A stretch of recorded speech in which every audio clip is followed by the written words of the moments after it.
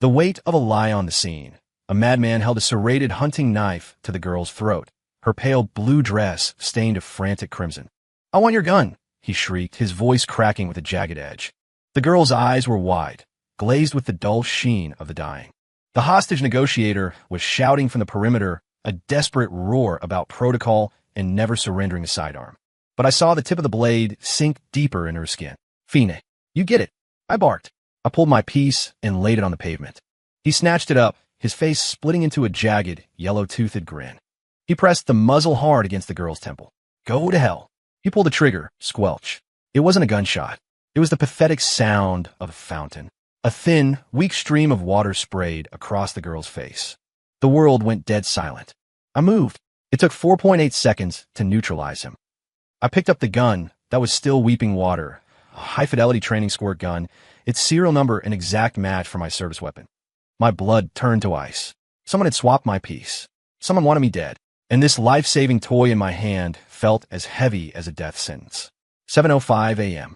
Delta Precinct, New Orleans Police Department. The moment the radio exploded, I was draining the last of a cup of cold chicory coffee. It was a leftover from a night before, sitting in a thermos until it tasted like burnt dirt and regret. Outside the window, the dawn was just breaking, the city not yet fully awake, but the precinct never truly slept. "All units, we have a 10 to 90 in progress at West Side Commercial Bank. Suspect is erratic, armed with a knife. Hostage has been injured. Negotiators and SWAT are en route." The dispatcher's voice was tight, punctuated by the static of a city on the edge. I crushed the paper cup. Instinct took over. My right hand swiped the fingerprint scanner on the lockbox beneath my desk while my left grabbed my keys. My black Glock 19 sat silently in its foam groove, its slide gleaming coldly under the flickering fluorescent lights. No time. Normally, I'd take 30 seconds for a function check. Magazine seated, chamber clear, mechanical smooth. It was a ritual hammered into my marrow since the first day of the academy. But Captain Miller's voice was already booming over the comms. "Thorne, you're the closest. Get in there and stabilize the scene. Backup is 10 minutes out." "Copy that." I barked into my shoulder mic, my hand already wrapping around the grip. The feel of it. It felt light. I froze for a heartbeat. But my brain immediately overruled the doubt, just nerves. I carried this gun for 3 years. Its weight was part of my muscle memory. 29 ounces, loaded with 15 rounds of 9mm hollow points. It was supposed to be an extension of my arm.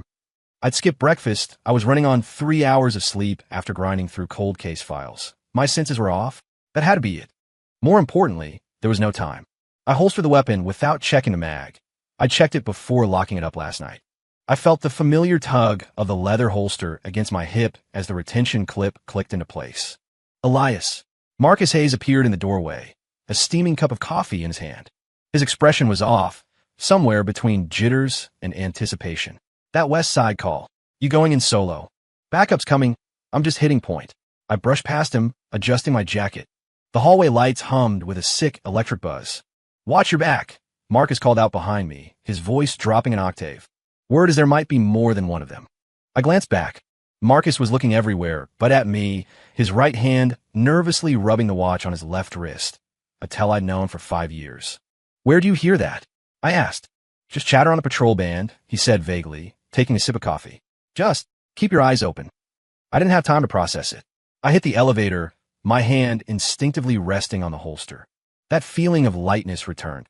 It wasn't a glaring difference, more like a subtle imbalance, like wearing a pair of boots you've had for years, but suddenly noticing a new insole. I shook it off. Impossible. The lockbox was fingerprint-coated. I was the last one out of the office at 11:47 p.m. I tore out of the parking garage in my batter black sedan. No sirens yet. I didn't want to spook the rabbit. 7:08 a.m. I hit the morning rush. The city was a gridlock of steel and frustration. I navigated the gaps with one hand on the wheel and the other pressing against the Glock. Every touch deepened the discord in my gut. At a red light, I made a choice. Once I hit the scene, if I had a spare 10 seconds, I'd check the mag. But reality doesn't give you 10 seconds. 7:12 a.m. I arrived at a nightmare. The sidewalk in front of West Side Commercial Bank was a chaotic mess. The yellow tape was barely up, and a crowd was already pressing against the line. In the center of the clearing stood a man built like an ox, wearing grease-stained dickies, his left arm clamped like a vice around a young woman's neck. She couldn't have been more than 22, wearing a light blue sundress that was now soaked in a spreading shadow of dark red. The man held a hunting knife with a 10-inch blade. The tip was buried in the soft skin of her throat. Her face was the color of ash, her lips turning a bruised purple from the lack of air. She was trembling, a rhythmic, violent shaking like a leaf caught in a gale. "Police! I want the cops!" the gunman screamed. "One more step, and I open her up. I swear to God. I'm the police!" I shouted, hands held high as I eased forward. "Easy. Let's talk about this." I stopped 25 feet away. I could see the sweat on his brow, the blown-out pupils, either meth or pure, unadulterated psychosis. I could also see the blood. It was pulsing, not spraying. The carotid was intact for now, but one twitch of his wrist would end her story. "Just you?" he hissed, his eyes darting. "Just me," I said, my voice a practiced, low-frequency calm. "Loosen the grip, man. She can't breathe." The girl's breath was a wet, ragged hitching sound. "Back up. 5 steps," he shrieked. I obeyed. My peripheral vision mapped the area. Bank doors locked, planters to the left, concrete bollards to the right. No clean shot for a sniper, no cover within 40 feet. "I want a gun," he suddenly roared. "Give me your piece. Now." My heart hit the floor.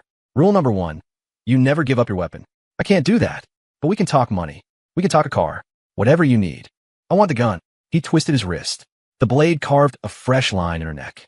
The girl let out a muffled, strangled scream, her eyes locking onto mine with a terrifying, absolute trust.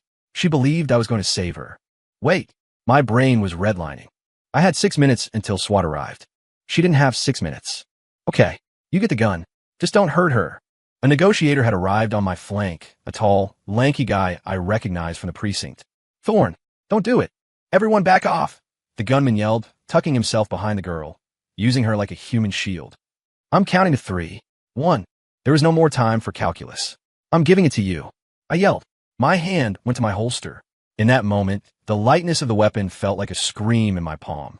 The sinking feeling, my fingers hesitated on the grip for half a heartbeat. A negligible amount of time in a vacuum, but a lifetime when a girl is bleeding out in front of you. I gritted my teeth and drew. The black metal caught the morning sun. It looked exactly like my Glock, the wear on the grip, the faint scratch on the slide from a fence jump last year, the tiny nick on the trigger guard. Even the serial number, Glock 19 DP 0715. It was my gun. It had to be. On the ground. Kick it over. I moved in slow motion. I knelt, my knees popping in the silence, and placed the pistol on the concrete. I gave a gentle nudge with my toe. It slid across the rough pavement with a dry, rasping sound, stopping 3 feet from his boots. "Now, back up to the tape." I retreated, my eyes never leaving his hands. He reached down and grabbed the gun with his offhand, his knife hand still trembling against her throat. As his fingers closed around the grip, I saw him frown. He hefted it once. Time froze. If he realized it was a fake, if he felt the weight was off, and went into a rage, but he just laughed a wet, jagged sound. He leveled the muzzle at my chest. There. Now I'm the one with the badge. I tensed every muscle, ready to dive. At 25 feet, I had a 10% chance of survival if he pulled the trigger. I was already calculating the angle to the nearest concrete bollard. But the muzzle shifted. He pressed it into the girl's temple. "Now," he bellowed. "I want an SUV. Full tank. 3 million in cash. And you release the Python." Now, the Python. The number 3 in the Copperhead gang. Picked up 4 days ago for distribution. This wasn't a random stick-up. My nerves set on fire. This was a play. The negotiator tried to buy time. "We can get the car, but the cash will take an hour, and a prisoner release is impossible." The gunman laughed, shoving the muzzle harder into the girl's head. Her eyes started to roll back. "Then I start the body count. 1 for 1. Wait." I stepped forward. "She's losing too much blood. She's going to die before the car even gets here. Let her go a little." He loosened his arms slightly. The girl slumped, coughing up a red mist. She was held up only by the strength of his grip. The minutes turned into a brutal crawl. 7:23 a.m. A black SUV was brought to the perimeter. 7:31 a.m. The bank manager arrived with 2 duffels, claiming he could only pull one. 5 million from a vault on short notice. 7:38 a.m. The gunman's psyche fractured again. 3 million. Not a cent less. And the Python. "I want him here. We need a court order for a prisoner." "It's not happening today," the negotiator shouted, his voice cracking. "Then she dies." The gunman's face contorted. "I'm counting down. 10, 9. The girl closed her eyes. I could see her lips moving, whispering a word. "Mommy." 8, 7.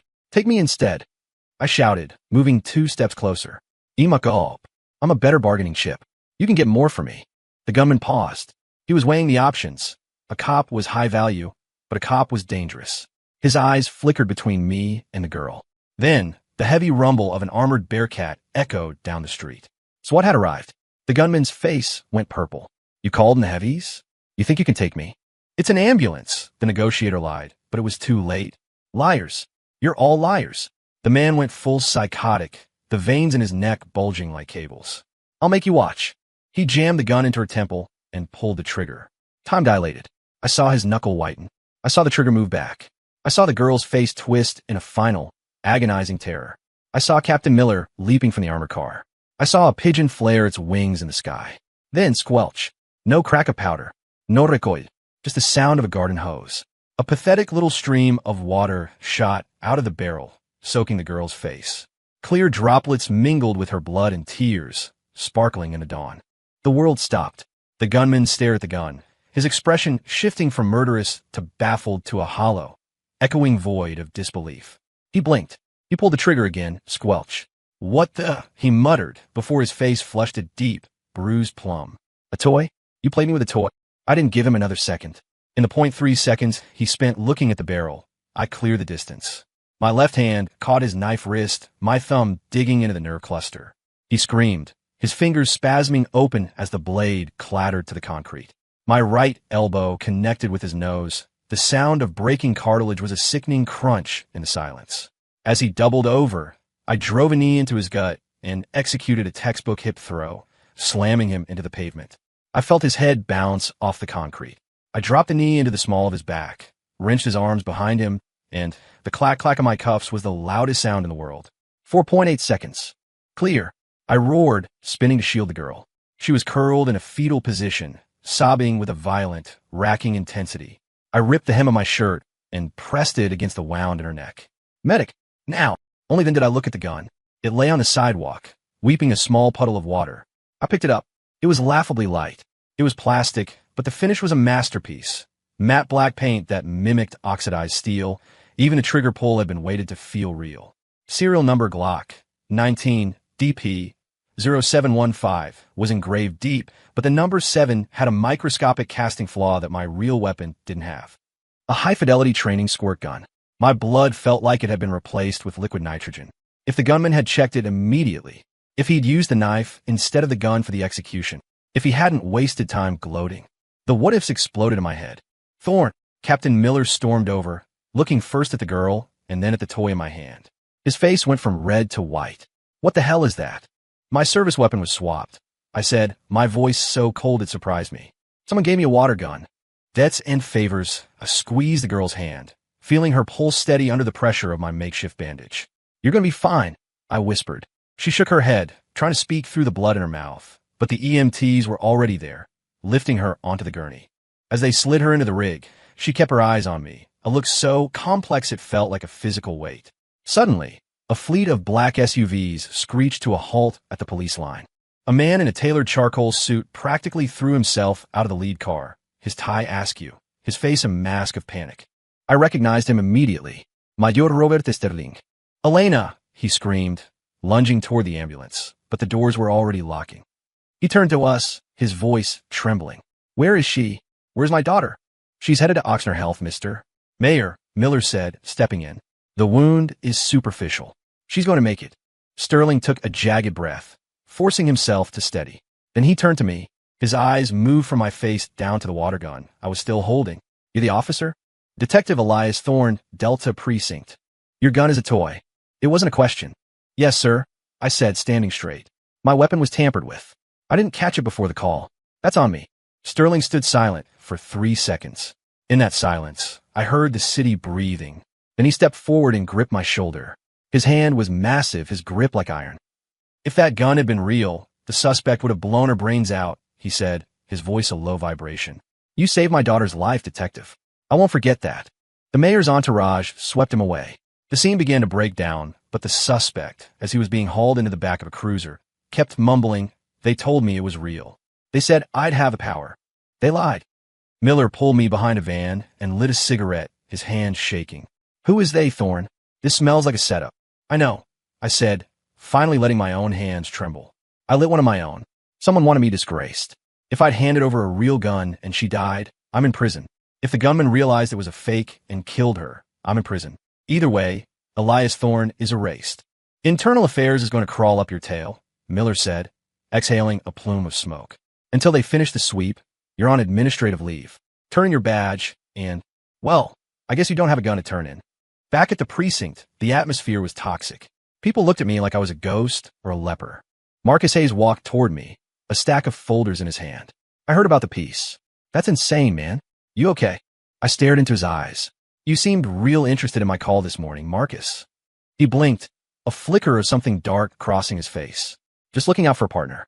Is that a crime? Not yet, I said, brushing past him, my shoulder hitting his with purposeful force.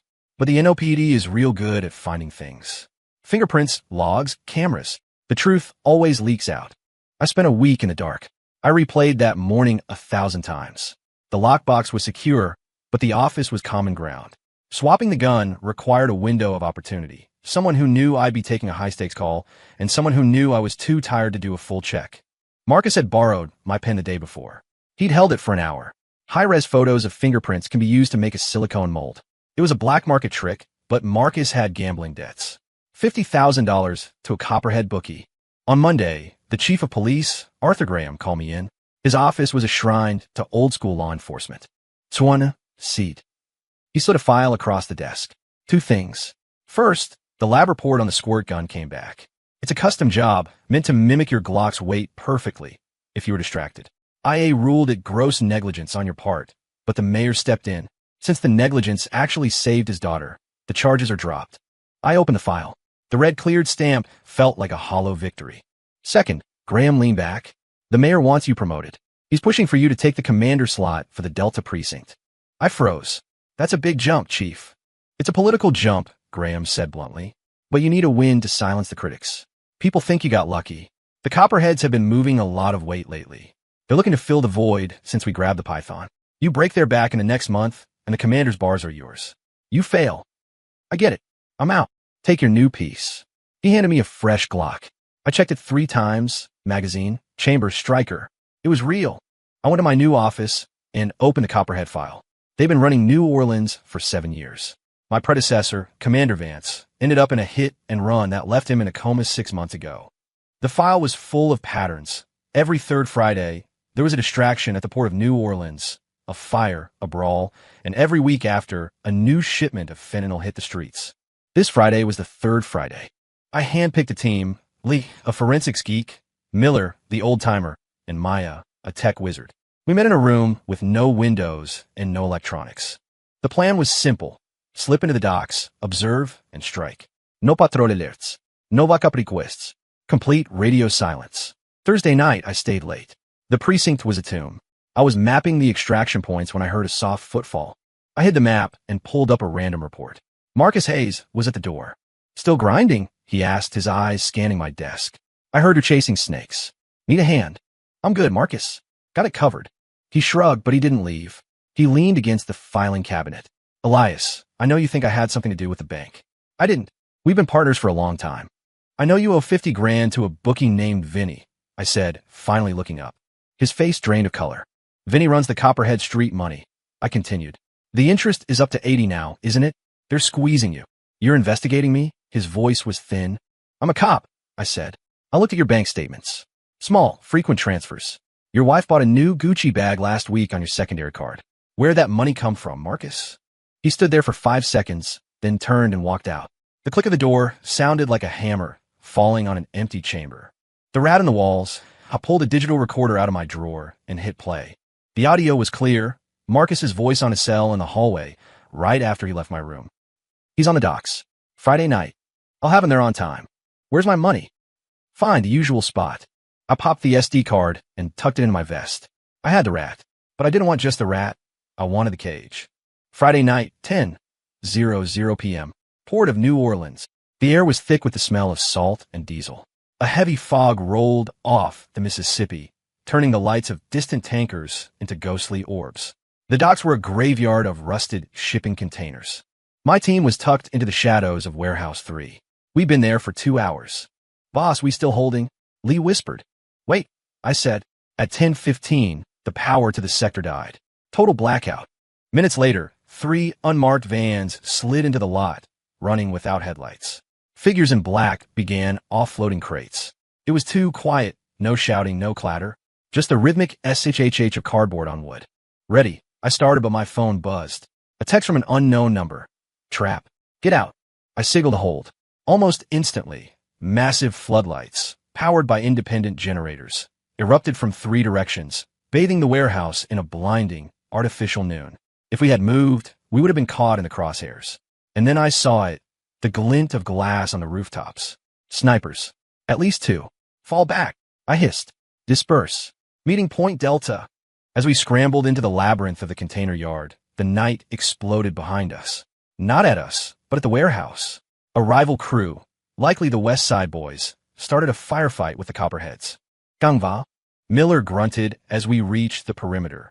No, I said, checking the rooftops through my thermals. A setup. If we'd moved in, we'd be the ones in the middle of a 2-way slaughter. Let's get back to the precinct.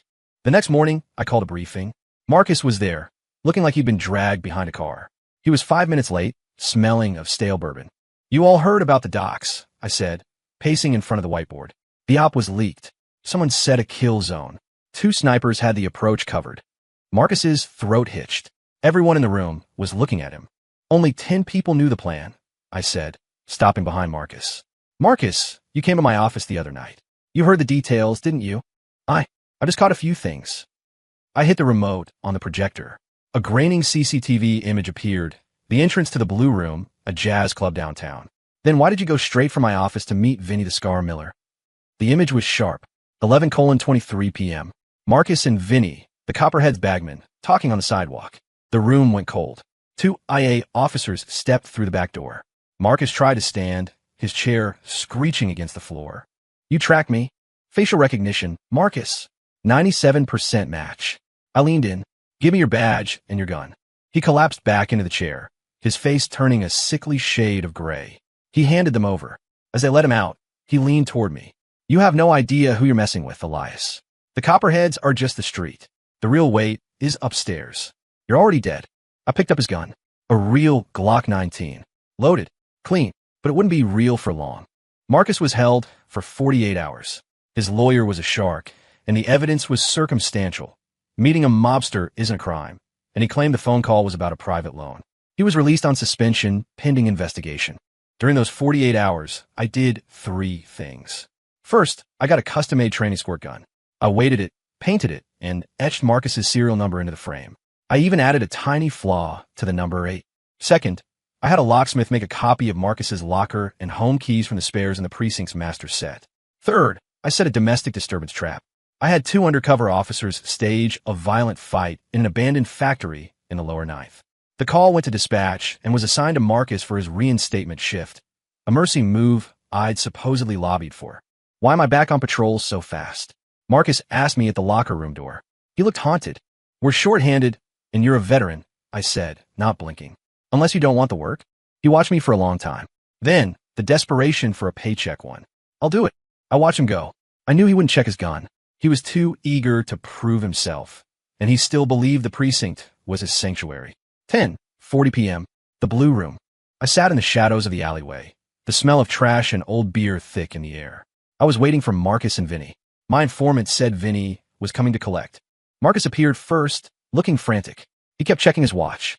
At 10:50, Vinny the Scar rolled up in a black Cadillac. Where's the money? Vinny asked, his voice a gravelly rasp. The dock hit failed. Thorne survived. He's got IA on me. That's your problem, Vinny said, pulling a silenced pistol and pressing it into Marcus's gut. The Copperheads don't do refunds. Either you give us Thorne on a silver platter by Tuesday, or I start sending pieces of your wife to the precinct. Choose. Marcus was shaking. His hand moved to his holster. He gripped the handle. I can't, Marcus whispered. Then you die now. I stepped out of the shadows, my phone recording. Police. Drop it. Cold water and hard truths Vinny spun, firing 2 shots toward me. They hissed past my head, thudding into the brick wall. I returned fire, 1 shot catching Vinny in the shoulder. He grunted and bolted into the dark. Marcus, seeing his chance to erase the witness to his treason, drew his weapon. He leveled it at my back with a trembling, two-handed grip. He pulled the trigger. Squelch. The little stream of water hit my tactical vest. Marcus froze. He pulled it again, squelch. He stared at the gun, his face shifting from murderous intent to a hollow, soul-deep terror. He realized he'd been played with his own deck. I turned and tackled him before he could run. I slammed him into a fire hydrant and clicked the cuff shut. Stay. I chased Vinny. He had disappeared into a dead-end alley, but the blood trail led to a brick wall. I found a loose brick, the hidden lever. A section of the wall slid back, revealing a narrow staircase smelling of chemicals and rot. At the bottom was a basement the size of a ballroom. Crates of food supplies were stacked to the ceiling. I pried one open. Pure fentanyl. Hundreds of kilos. I took photos, grabbed samples, and slipped back out, sealing the door behind me. Marcus was still weeping against the hydrant when the sirens arrived. Now, you want to talk? I asked, holding up the squirt gun. I'm a dead man either way, he sobbed. Not if you give me the names upstairs. The interrogation lasted until 4:00 a.m. Marcus broke. He told me about the gambling, the threats, and the swap. He'd used a silicone mold of my thumbprint to open my box. He didn't know who provided the water gun. It had appeared in his locker with a note. But then he said it. Vance wasn't a hit-and-run Elias. He was poisoned before the crash. He was looking at the Chief's bank records. My heart skipped. Chief Graham. 3 days later, based on Marcus's testimony and the warehouse find, we dismantled the Copperhead gang. 37 arrests. 100 million in narcotics seized. I led the raid, and for some reason, there was no resistance. It was as if someone had decided the Copperheads were no longer useful. The promotion ceremony was held in the City Hall ballroom. Mayor Sterling was there, beaming. This department has faced a shadow, Sterling told the press. But Detective Thorne brought the light. It is my honor to appoint him as the new commander of the Delta Precinct. The applause was deafening. Graham stood on stage with me, shaking my hand, a perfect practice smile on his face. Good job, Commander. I looked into his eyes. I saw the abyss. I went back to my new office. The squirt gun sat in a glass display case on my shelf, right next to my commendation. It was a reminder. Your enemies are usually behind you, and the most ridiculous things can save your life. My phone buzzed. A text from Elena Sterling. Congratulations, Commander. My father says you're a hero. Are you free this weekend? I'd like to thank you properly. I replied, just doing my job. I should be free. I looked out at the New Orleans skyline. The city was beautiful, but the rot went all the way to the foundation. My story started with a toy gun, but the real war was just beginning. Marcus was right about one thing. The Copperheads were just the street. The real snakes wore suits and badges. I locked my drawer, my real Glock heavy on my hip. The mist was rising off the river. I stepped out into the night. I was ready. My gun was real, my badge was new, and I was coming for every last one of them. Story complete.